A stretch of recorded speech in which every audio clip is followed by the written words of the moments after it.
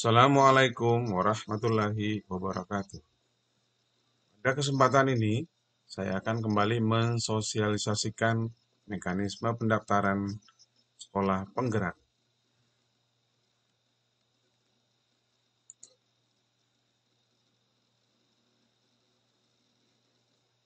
Apa saja akan disampaikan? Yang pertama, pengenalan program sekolah penggerak. Yang kedua, mekanisme seleksi kepala sekolah program sekolah penggerak.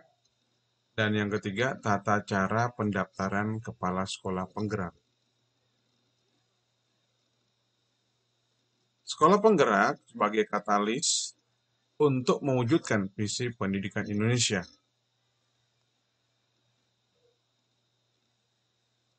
Sekolah yang berfokus pada pengembangan hasil belajar siswa secara holistik untuk mewujudkan profil pelajar Pancasila yang diawali dengan SDM yang unggul, yaitu kepala sekolah dan guru.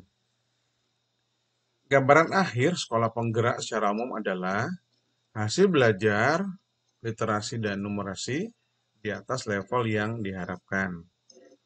Lingkungan belajar aman, nyaman, inklusif, dan menyenangkan. Pembelajaran berpusat pada murid. Kemudian ada refleksi diri dan pengimbasan. Perencanaan program dan anggaran berbasis refleksi diri, refleksi guru, dan perbaikan pembelajaran terjadi. Nah, ini yang biasa menjadi pertanyaan. Apa keuntungan kepala sekolah belajar bersama sekolah penggerak? Yang pertama, kepala sekolah mendapatkan pelatihan mengenai implementasi kurikulum prototipe. Yang kedua, kepala sekolah dan guru dapat menggunakan platform pembelajaran untuk peningkatan kompetensi diri. Jadi akan disediakan berbagai platform pembelajaran yang dapat digunakan oleh kepala sekolah dan guru untuk terus belajar mengembangkan kompetensinya. Kepala sekolah dapat mengelola sekolah lebih efisien dan efektif karena didukung dengan tersedianya platform teknologi. Yang terakhir, kepala sekolah memperoleh peluang melanjutkan periode berikutnya tanpa adanya uji kompetensi. Nah, ini biasanya berlaku untuk sekolah-sekolah negeri. Jadi, dengan terlibat aktif dalam program sekolah penggerak, ada semacam SIM yang bisa digunakan untuk terus melanjutkan periode kepala sekolah di tahun berikutnya. Pengembangan kompetensi kepala sekolah di sekolah penggerak. Jadi ada pelatihan, ini tahapan-tahapannya ada pelatihan komite pembelajaran, bagaimana mengembangkan kelompok belajar guru di sekolah. Ada loka karya pendidikan di satuan pendidikan, kemudian ada belajar dalam komunitas. Ini ada pendampingan yang akan diberikan selama 3 tahun. Kemudian peran fasilitator sekolah penggerak angkatan 2 ya. Jadi hampir sama, jadi memberikan pendampingan, fasilitasi lokal karya dan coaching pada kelompok kepala sekolah dan guru. Kemudian kegiatan-kegiatan yang memang ditujukan untuk pengembangan sekolah tersebut. Ya, lewat saja. Nah, ini unsur kriteria nih, peserta pelatihan komite pembelajaran. Jadi dari kepala sekolah, dari guru per sekolah, ada 2-4 guru per sekolah, termasuk guru BK. Nah, tentunya guru-guru yang terlibat adalah guru-guru yang memiliki semangat untuk belajar sepanjang hayat, melakukan perubahan, baik pada dirinya dan secara umum pada sekolah. Jadi keinginan belajar yang tinggi.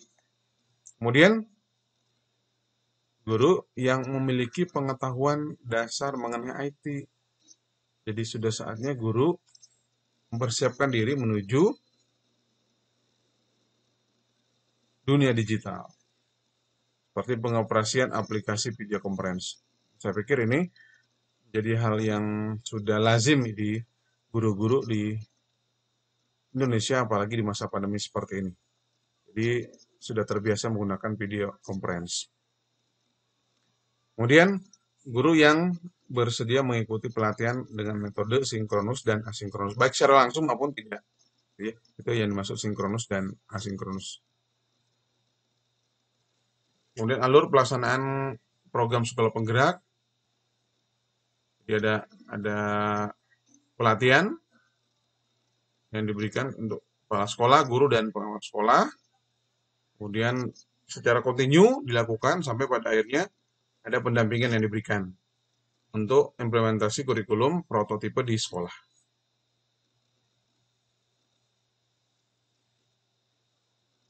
Jadi ada aktivitas yang akan diikuti oleh kepala sekolah dan guru yang akan belajar sebagai penggerak di sekolahnya. Ikuti pelatihan, loka karya, melakukan refleksi, mengikuti berbagai program yang sudah dipersiapkan. Ini untuk kepala sekolah kita lewat saja. Ini ada mekanisme seleksi kepala sekolah program sekolah penggerak. Kita lihat seperti apa mekanismenya. Ini tahapannya. Ya. Jadi ada penentuan daerah sasaran. Perlu saya sampaikan bahwa di tahun ini itu sudah termasuk angkatan 3 untuk program sekolah penggerak. Ya. Ini kriteria kepala sekolah yang dapat mengikuti seleksi. Ini yang masih memiliki sisa masa tugas sebagai kepala satuan pendidikan, sekurang-kurangnya 1 kali masa tugas. Jadi bagi kepala sekolah yang tinggal 2 tahun, apalagi setahun, itu tidak bisa mengikuti kegiatan ini. Apalagi yang PLT ini juga sama, jadi harus definitif ya. Terdaftar dalam data pokok pendidikan. Ini pasti semua guru-guru di Indonesia itu ada dalam data pokok pendidikan atau dalam PODIK. Ada beberapa surat pernyataan yang harus dilengkapi dan lampiran-lampiran lainnya untuk dilihat sebagai pelengkap dokumen seleksi kepala sekolah. Ini ada kriteria khusus yang ditetapkan. Saya pikir ini menjadi syarat yang biasa ketika kita bisa melengkapi dengan sepenuhnya. Ini lini masa rekrutmen kepala sekolah penggerak angkatan 3. Jadi bagi Bapak Ibu sekalian yang ingin mendaftar, masih ada kesempatan untuk mengikuti seleksi tahap 1 sampai pada akhir Februari atau tepatnya 28 Februari 2022. Silakan melakukan registrasi, pengisian biodata atau kurikulum vitae ini, ada pengisian esai dan mengunggah dokumen. Kemudian tahapan berikutnya ada hasil pengumuman hasil seleksi tahap 1. Kemudian yang berikutnya ada seleksi tahap 2, yaitu ada simulasi mengajar dan wawancara. Jadi Bapak Ibu Kepala Sekolah yang sudah mendaftar, ini masih ada tahapan berikutnya yang harus dilalui. Jadi tidak serta-merta mendaftar kemudian langsung menjadi sekolah penggerak. Tapi ada tahapan yang harus dilalui oleh kepala sekolah. Jadi kunci untuk menjadi sekolah penggerak adalah kepala sekolah.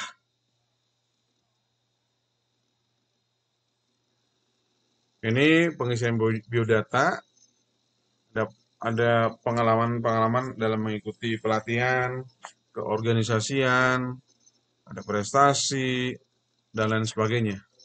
Kemudian ada pengisian esai, ada 8 kelompok pertanyaan yang harus diselesaikan. Dan ada jumlah kata yang sudah ditetapkan oleh tim dalam mengisi atau melengkapi esai yang akan dibuat. Ini simulasi yang kedua, atau seleksi tahap 2 ada simulasi mengajar dan wawancara yang semua dilaksanakan melalui media daring. Kemudian tata cara pendaftaran kepala sekolah penggerak. Secara gamblang akan saya sampaikan. Nah, yang pertama ini, Bapak Ibu sekalian silakan menuju ke situs sekolah penggerak yang ada pada bagian atas ini.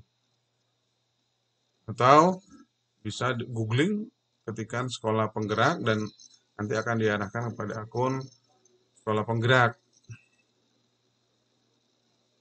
Tapi yang jelas bahwa untuk melakukan pendaftaran, Bapak Ibu kepala sekolah harus login dengan akun SIM PKB dan nomor UKG. Jadi kita mendaftar melalui akun SIM PKB. Kemudian baru melengkapi CV, esai, kirim berkas, dan seterusnya sehingga nanti ada pengumuman seleksi tahap 1. Kemudian tahap 2 seperti ini, ada simulasi mengajar dan wawancara, kemudian ada pengumuman, baru penetapan sekolah pelaksana. Jadi masih panjang proses yang akan dijalani ketika nanti semua tahapan bisa dilewati. Ini halaman portal program sekolah penggerak. Ya, sekolah penggerak.kemdikbud.go.id. Ada pendaftaran, jadi silahkan daftar. Ini ada contoh yang bisa kita lihat bersama-sama. Jadi ketika ditampilkan melalui akun SIM PKB, ini ada peserta kepala sekolah. Silakan diikuti alurnya. Ini sangat-sangat simpel ya untuk bisa diikuti. Ini akun SIM PKB-nya, kemudian kata sandi. Kemudian klik masuk. Oke. Ini daftar sekarang. Langkah berikutnya ya. Kemudian ada daftar, ada fakta integritas yang harus diisi, di-download nanti kemudian diisi, dan seterusnya diunggah kembali. Oke, tahapannya begitu. Seterusnya sampai nanti tahapan-tahapan ini dilalui.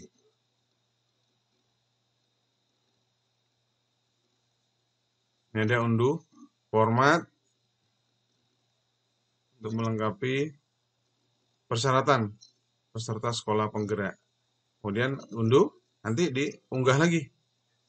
Oke, begitu seterusnya. Kemudian baru masukkan ada ini mengunggah fakta integritas yang tadi di bagian sebelumnya, ini bagian ini. Ya, unggah berkas akan ditampilkan. Ini kalau sudah mengunggah, ini filenya harus PDF ya. Dan simpan.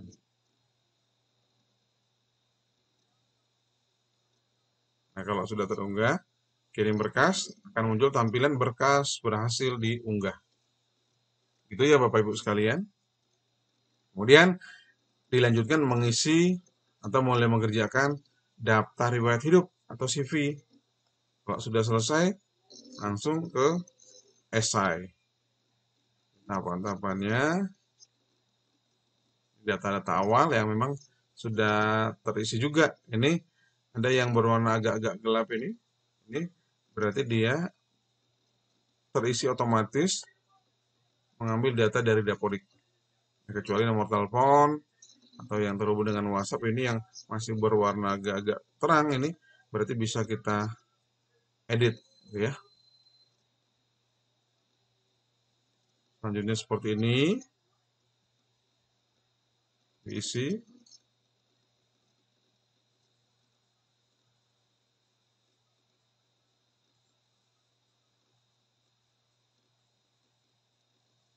Oke, ini sampai sama dengan yang tadi. Jadi silakan diikuti tahapan-tahapannya. Kemudian nanti kalau sudah diisi semua akan ada tanda checklist hijau. Artinya ini sudah sesuai dengan apa yang diminta oleh sistem. Ini pengisian esai. Ada 8 bagian atau 8 pertanyaan tadi yang disampaikan. Silakan semua dilengkapi dan seterusnya. Kalau sudah selesai, kirim. Ini akan ada checklist hijau, artinya sudah terisi semua. Kemudian kirim berkas. Nah, begitu Bapak Ibu sekalian, bagaimana cara melakukan pendaftaran pada program sekolah penggerak. Semoga apa yang saya sampaikan memberikan pemahaman baru atau paling tidak sebagai pengingat bahwa program sekolah penggerak angkatan 3 masih bisa mengikuti pendaftaran. Terima kasih atas perhatiannya. Assalamualaikum warahmatullahi wabarakatuh.